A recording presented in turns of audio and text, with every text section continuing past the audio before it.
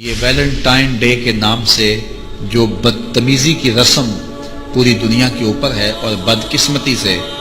وہاں تو اتنا اس کا زور شور نہیں ہوتا ان ممالک میں جتنا پاکستان اور دیگر اسلامی ممالک میں ہوتا ہے، اور یہاں وہ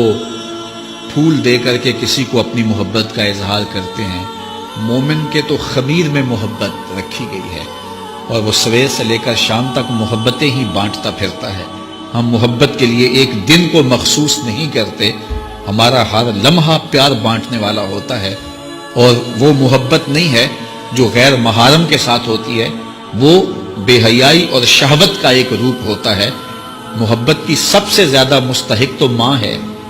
محبت کی سب سے زیادہ مستحق تو یہ پاک باز ہستی ہے اس دنیاوی رشتوں میں،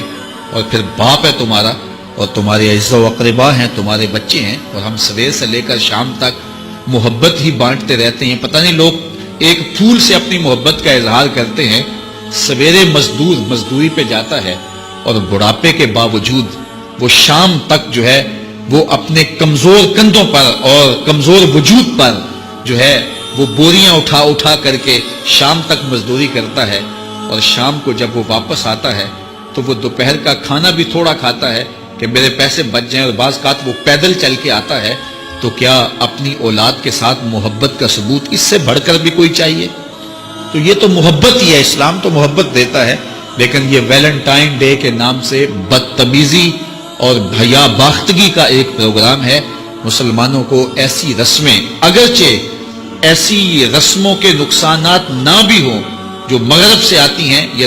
دیگر جو ہیں وہ لا دین قوتوں سے آتی ہیں اور یا کسی اور دین سے آتی ہیں، ان رسموں کی بھی نفی کی گئی ہے، چہ جائے کہ وہ رسم جو اسلام کے بنیادی مزاج کے خلاف ہو۔